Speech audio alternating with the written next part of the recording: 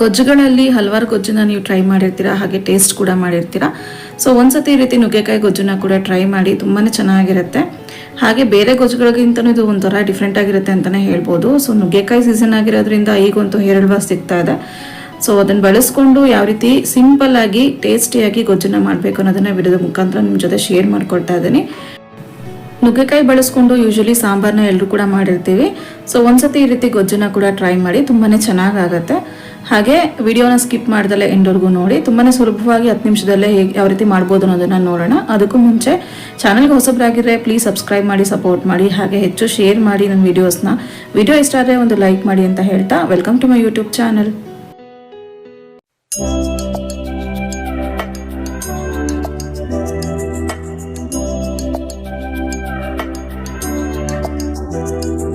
ಮೊದಲಿಗೆ ಒಂದು ಕಡಾಯಿಗೆ 1-2 ಸೌಟಷ್ಟು ಎಣ್ಣೆ ಹಾಕ್ಬಿಟ್ಟು ಅದನ್ನು ಕಾಯೋದಕ್ಕೆ ಇಟ್ಕೊಳ್ಬೇಕು.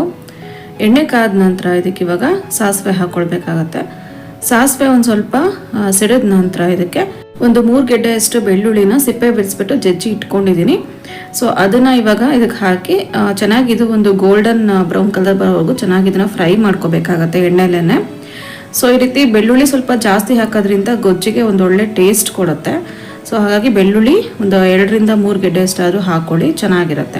ಗೋಲ್ಡನ್ ಬ್ರೌನ್ ಕಲರ್ ಬರೋವರೆಗೂ ಚೆನ್ನಾಗಿ ಫ್ರೈ ಮಾಡ್ಕೊಂಡಿದ್ದಾಗಿದೆ. ಇವಾಗ ಇದಕ್ಕೆ ಒಂದು ಹಿಡಿಯಷ್ಟು ಕರಿಬೇವಿನ ಸೊಪ್ಪು, ಹಾಗೆ 1-2 ಒಣಮೆಣಸಿನ್ಕಾಯಿ, ಒಂದು ಸ್ವಲ್ಪ ಅರಿಶಿನ ಹಾಕ್ಬಿಟ್ಟು ಇದನ್ನು ಫ್ರೈ ಮಾಡ್ಕೊಳ್ಬೇಕು.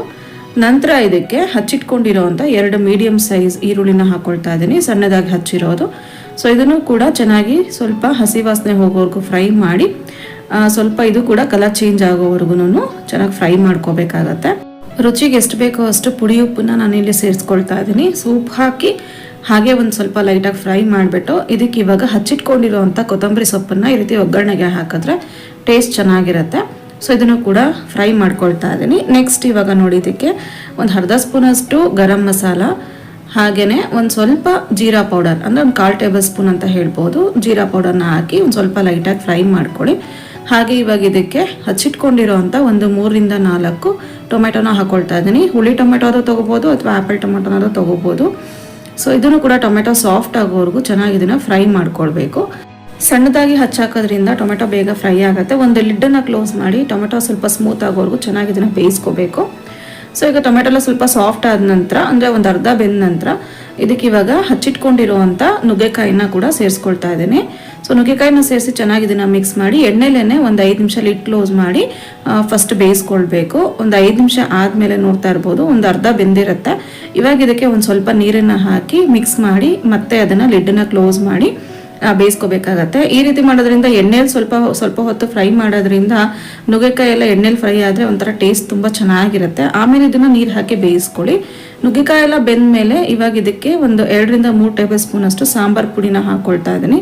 ಸೊ ಸಾಂಬಾರ್ ಪುಡಿ ಮನೇಲಿ ಮಾಡಿಟ್ಟಿರೋವಂಥ ಸಾರಿಗೆಲ್ಲ ಏನು ಯೂಸ್ ಮಾಡ್ತೀವಲ್ಲ ಸಾಂಬಾರ್ ಪುಡಿ, ಅದನ್ನೇ ಹಾಕ್ಬಿಟ್ಟು ಚೆನ್ನಾಗಿ ಇದನ್ನು ಮಿಕ್ಸ್ ಮಾಡ್ಕೊಳ್ಬೇಕು. ಒಂದು ಸ್ವಲ್ಪ ನುಗ್ಗೆಕಾಯಿ ಬೇಯಿಸೋದಕ್ಕೆ ಜಾಸ್ತಿ ನೀರನ್ನು ಏನು ಆ್ಯಡ್ ಮಾಡ್ಕೊಳ್ಳೋ ಅವಶ್ಯಕತೆ ಇಲ್ಲ. ಒಂದು ಅರ್ಧ ಗ್ಲಾಸಷ್ಟು ನೀರು ಹಾಕ್ಕೊಂಡ್ರೆ ಸಾಕು. ಯಾಕಂದರೆ ಗೊಜ್ಜು ಮಾಡ್ತಾ ಇರೋದ್ರಿಂದ ಸ್ವಲ್ಪ ಅದು ಗಟ್ಟಿಗಿದ್ರೇ ಚೆನ್ನಾಗಿರುತ್ತೆ. ಸೊ ನೋಡಿ ಇವಾಗ ಪುಡಿಯೆಲ್ಲ ಹಾಕಿ ಸ್ವಲ್ಪ ಫ್ರೈ ಮಾಡಿದ್ದಾಗಿದೆ. ಇವಾಗ ಇದಕ್ಕೆ ಲಾಸ್ಟಲ್ಲಿ ಕೊತ್ತಂಬರಿ ಸೊಪ್ಪನ್ನು ಹಾಕಿ ಫ್ರೈ ಮಾಡಿಕೊಂಡು ಸ್ವಲ್ಪ ನಿಮಗೆ ನೋಡ್ಕೊಳ್ಳಿ, ಕನ್ಸಿಸ್ಟೆನ್ಸಿ ಬೇಕು ಅಂತಂದರೆ ಗೊಜ್ಜಿನ ಥರ ಸ್ವಲ್ಪ ನೀರನ್ನು ಆ್ಯಡ್ ಮಾಡಿಕೊಂಡು ಮಿಕ್ಸ್ ಮಾಡಿಕೊಂಡ್ರೆ ರೆಡಿ ಆಗಿಬಿಡತ್ತೆ. ಸೊ ಇವಾಗ ನೋಡ್ತಾ ಇದ್ದೀರಾ ಅಲ್ವಾ, ಎಣ್ಣೆ ಬಿಡೋವರೆಗೂ ಇದನ್ನು ಸ್ವಲ್ಪ ಬೇಯಿಸ್ಕೊಳ್ಬೇಕು ಒಂದು 5 ನಿಮಿಷ. ಈ ರೀತಿ ಚೆನ್ನಾಗಿ ಎಣ್ಣೆ ಬಿಟ್ಟಿದೆ ಅಂತ ಅಂದಾಗ ನುಗ್ಗೆಕಾಯಿ ಗೊಜ್ಜು ರೆಡಿ ಆಗಿದೆ ಅಂತ. ಸೊ ಅನ್ನಕ್ಕೆಲ್ಲ ಒಂದು ಒಳ್ಳೆ ಕಾಂಬಿನೇಷನ್ ಆಗಿರುತ್ತೆ, ಇದು ತುಂಬಾ ಚೆನ್ನಾಗಿರುತ್ತೆ. ಯೂಶಲಿ ಟೊಮೆಟೊ ಗೊಜ್ಜು ಎಲ್ಲ ಮಾಡ್ತಿರ್ತೀವಿ. ಸೊ ಈ ರೀತಿ ಒಂದ್ಸತಿ ನುಗ್ಗೆಕಾಯಿ ಗೊಜ್ಜನ್ನ ಟ್ರೈ ಮಾಡಿ. ಇವಾಗ ಹೇಗಿದ್ರು ನುಗ್ಗೆಕಾಯಿ ಸೀಸನ್ ಇದೆ, ಸೊ ಒಂದ್ಸತಿ ಟ್ರೈ ಮಾಡಿ, ಗೊಜ್ಜು ತುಂಬ ಚೆನ್ನಾಗಾಗುತ್ತೆ. ಹಾಗೆ ವಿಡಿಯೋ ಇಷ್ಟ ಆಗಿದ್ರೆ ಒಂದು ಲೈಕ್ ಮಾಡೋದನ್ನು ಮರಿಬೇಡಿ. ಹಾಗೆ ಇನ್ನೂ ಹೆಚ್ಚು ಸಬ್ಸ್ಕ್ರೈಬ್ ಮಾಡೋದ್ರ ಮೂಲಕ ಸಪೋರ್ಟ್ ಮಾಡಿ, ಆ್ಯಂಡ್ ದೆನ್ ಹೆಚ್ಚು ವಿಡಿಯೋಸ್ನ ಶೇರ್ ಮಾಡಿ ಅಂತ ಹೇಳ್ತಾ, ಸೊ ನೆಕ್ಸ್ಟ್ ವ್ಲಾಗಲ್ಲಿ ಮೀಟ್ ಆಗೋಣ. Until then thanks for watching.